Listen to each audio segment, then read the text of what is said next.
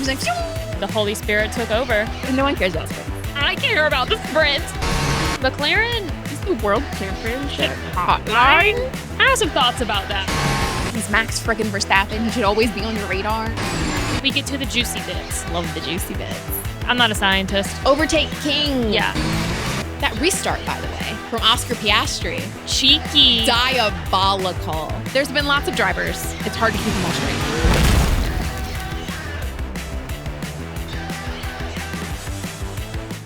And we're live. I'm Anna. And I'm Jessica. And this is Why Are You Yelling? Welcome back to another F1 team preview. In this episode, we are talking about the 2026 Racing Bulls team. Are we calling them Racing Bulls? I think so. I still like V-Carb. Are they not sponsored by Visa Cash App anymore? I think they are, but I I think it's Racing Bulls now. I like instead of Visa Cash App RB. I'm calling them V-Carb still. Oh. I think I like that. Tell me, actually, get into a question early. Let me know in the comments. Are we calling them V-Carb or Racing Bulls? Because they tried to make Racing Bulls happen, and a la fetch, I don't think it happened. I mean, I'm calling them that. But okay, that's fine. Which is V-Carb versus Racing Bulls. Let us know. Moving on. Here we go. So looking at Red Bull's sister team, V-Carb. Sister. In the let me with ya. Gotta do what's right for me. Like, gotta do what's right for you. Okay. Sorry. So the sister team to Red Bull was created to develop younger talent, sort of functioning like an unofficial little team, like B team, junior varsity, whatever you want to call it. Yeah. To kind of like usher in, it's a step in the pipeline, supposed to be anyway, between the lower Formula Series, training their drivers through the driver academy, eventually into Racing Bulls, and then moving up into the Red Bull the big girl team. Mm-hmm. It's the big girl team, not the big boy team. It's the big girl team. And that has seemingly happened for Isaac Hadjar, who finally happened for somebody. Yeah, I mean, it took Yuki Tsunoda how long before he got that opportunity, and it was mainly just as a seat filler anyway. They really had no intention of keeping him around that long. I don't. Anywho, don't even get me started about that mess. So yeah, the Racing Bulls V-Carb. Oh, that's gonna bother me. I'm gonna want to call them Racing Bulls now because that's what we said they are. V-Carb. I'm sticking to it. Okay. So V-Carb is coming off an impressive 2025 and trying to start 2026 as it's like top of the midfield sort of team. Mm-hmm. Which, I mean, again, they had a really solid season last year, even with a little bit of upheaval at the beginning of the season, switching around drivers. You know, we had Yuki Tsunoda and Liam Lawson switching places. Mm-hmm. But I mean, Liam and Isaac had pretty solid performances last season. Isaac, as we mentioned, has now moved up to Red Bull. Mm-hmm. And now we've got rookie Arvid Lindblad in Racing Bulls, which, again, he has come up through the Red Bull program, driver program. So, I mean, this is sort of the next step in his, the next natural step in his progression as a driver. And then we've got team principal Alan Permain. Oh, yeah, that's right. Because he got promoted to that position after Laurent Mekies got promoted to the Red Bull team principal after Christian Horner was let go. Yeah. So there was a lot of personnel changes in Red Bull in the middle of the year. Yeah. And, you know, for people who maybe don't know, this is a unique situation in Formula One. All the other Formula One teams do not have this scenario where they have an A team and a B sister team where they can then just swap the four drivers. They can just swap them whenever they want because they're under contract with Red Bull. Now, the way that came about was at a time when F1 was actually struggling. This is pre-Drive to Survive. Oh, yeah. They were really struggling. They needed a 10th team and someone to pay. They needed someone to pay to be in Formula One to help keep funding it. And Red Bull stepped in and said, we'll fund a second team. And that's how it is. And they have since taken a lot of flack and a lot of criticism that no other team on the grid has that scenario where they have an A team and a B team. And I'm kind of like, you know what? Red Bull took the risk and they swooped in to save everybody's behinds when there was, you know. Yeah, I would imagine everybody else was probably Did anybody else offer? Yeah, really. It's kind of like, you didn't? Okay. So that is a unique scenario with Red Bull and V-Carb. It is what it is. Yeah. But it does create these scenarios where when one person moves or leaves, we then have a lot of moving parts that are shifted around between the two teams to fill in the gaps, which is what we had happen last season. So sort of the big question heading into this new era in 2026 is, can Racing Bulls keep their momentum from last season and stay near the front of the midfield while integrating the only true rookie on the grid?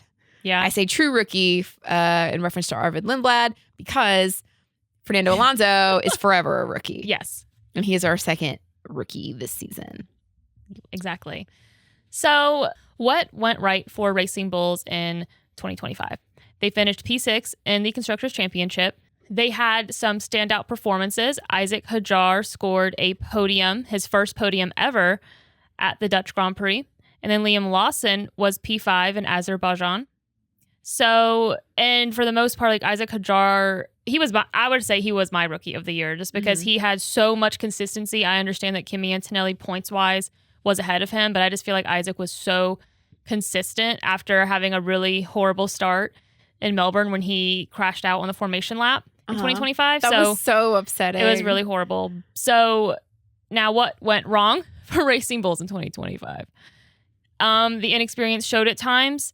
The season was a little bit noisy off track with the driver and like team personnel management. It was in the headlines a lot, especially Christian Horner. I mean, even though that might have been Red Bull in the headlines, it reflects onto Racing Bulls. And then eventually, Racing Bulls did have their personnel go over to Red Bull once he was let go. So lots of crossover there.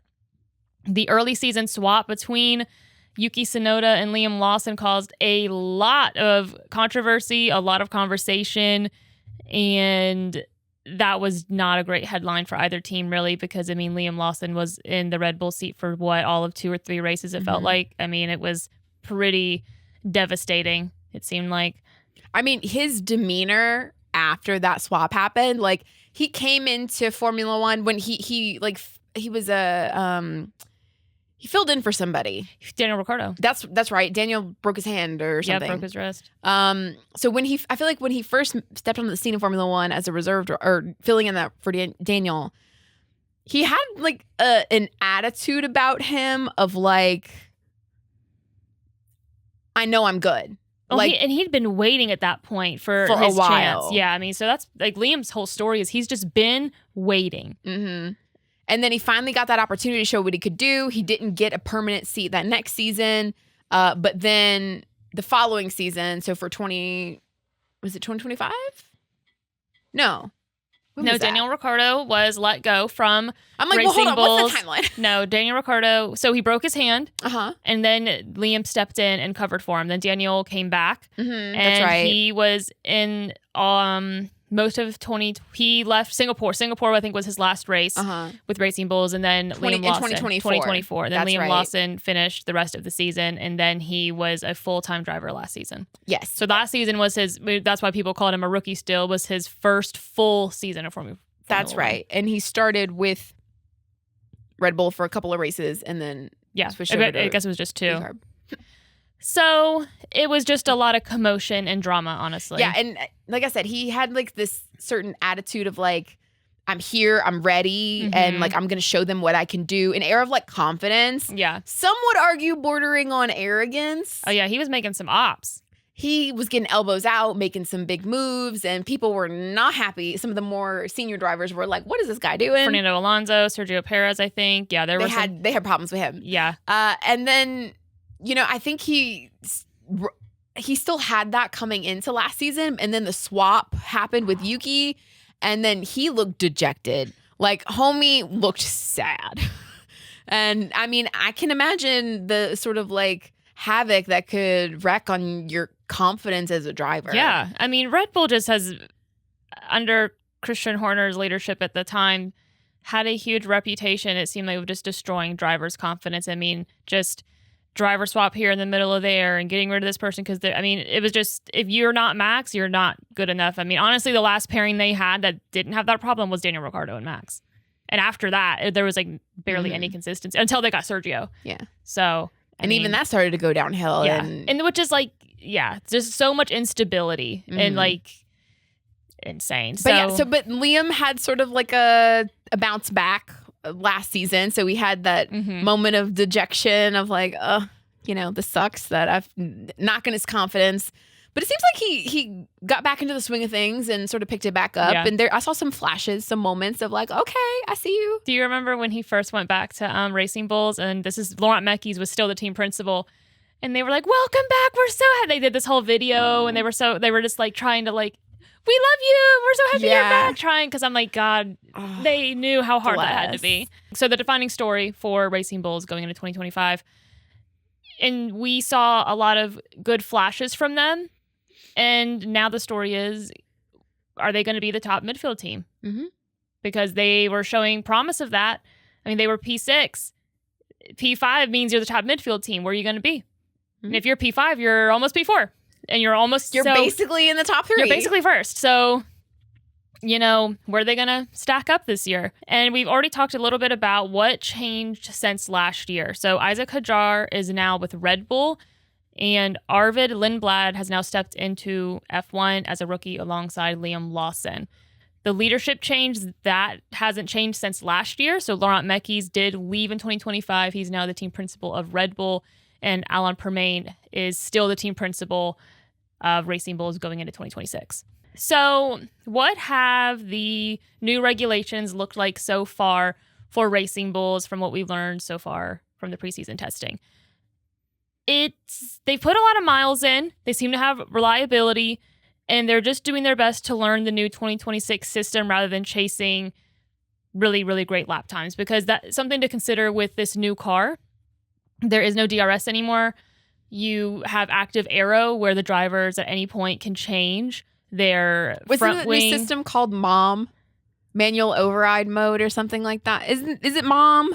I'm not sure what it's called. There's a new name for it. There's a new name, but I'm sorry. That just entered my head and I had to interject. My bad. So they can change their rear wing, their front wing. They have like an attack mode where you have to build up so much within the battery. They have an overtake mode. So there's a lot for the drivers to really learn. And how you can build up the battery is you have to be hitting the brakes or letting off the gas. So, you're having to really, there's just a lot for them to learn about when it comes to how do we even use the car. Mm-hmm. So it's just very different. That's interesting in how it will affect the drivers individually and their driving styles. Yes. Because that is going to affect it. Because normally they might have a specific way that they like to drive the cars from the previous era. But now they have to adjust all of that because the batteries don't charge the same.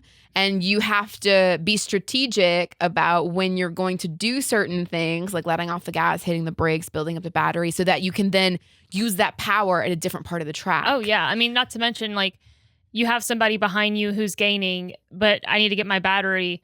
What should I do? Should I build it now? Or are they going to get on me to? I mean, there's so much for the driver to consider. So that's why I think just having strategists too. Yeah.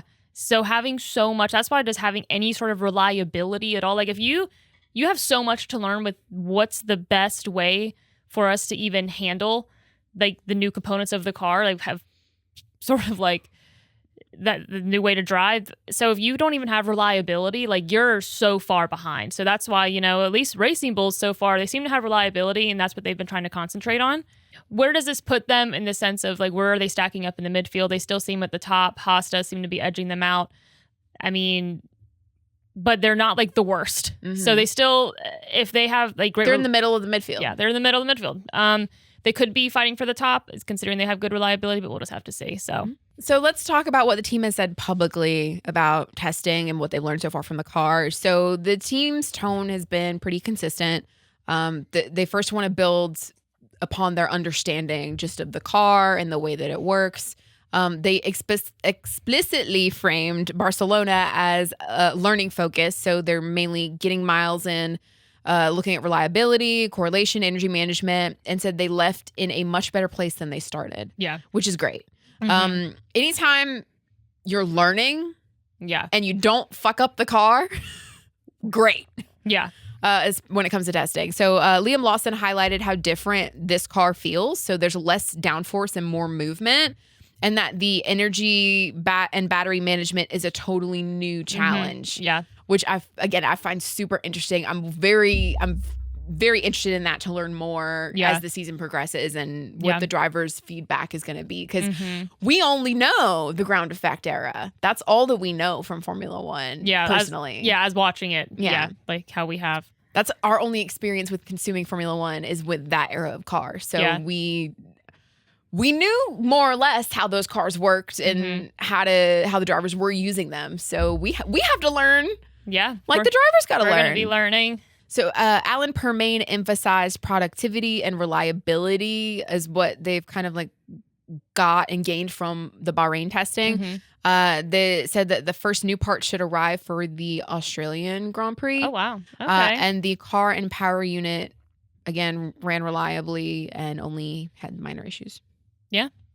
So for them, what that means is they're already kind of winning a little bit, just because, I mean, if you're reliable, thank God. Because we've already been seeing other teams, they're not behind the 8 ball. Yes. Basically, with their margins being so thin, it's going to be very interesting to see who comes out on top when it comes to the midfield. And that's probably just going to boil down to clean weekends, smart strategy, and not damaging your car, and just trying your best to. Well, you want to win, but you also need to learn. So that's going to be.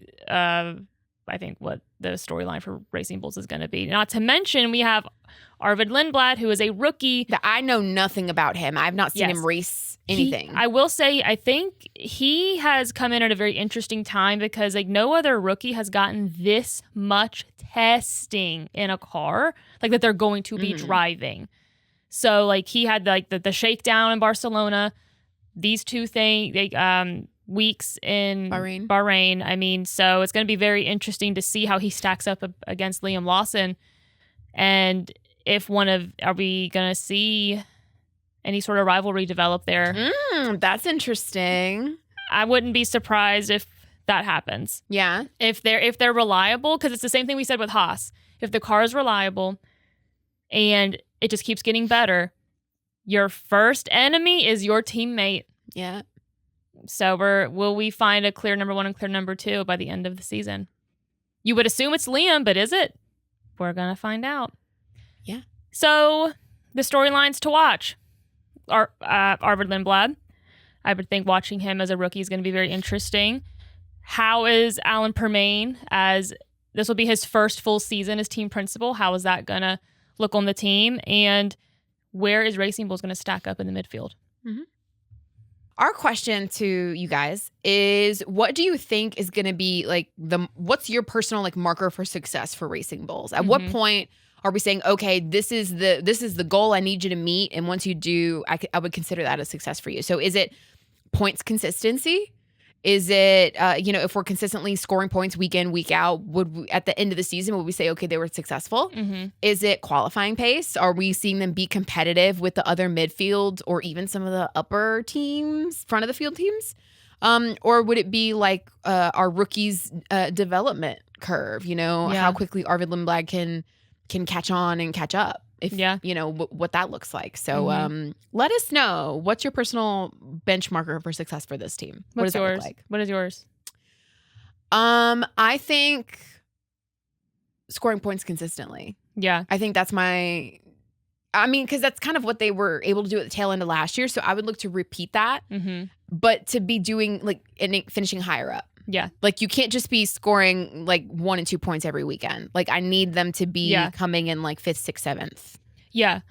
I think for me, I would agree with that, but I need to see better qualifying. I feel like that they would get in the points, but one of them was always having to fight their way into the top 10. And I'm like, we need more consistency in qualifying.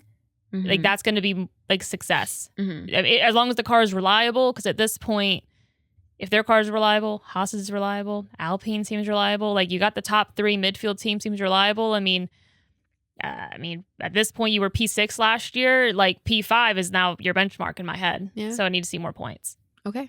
So Yeah. Well, that wraps up this team preview. We are previewing all 11 teams on the grid. You should see a box pop up on screen somewhere right around here.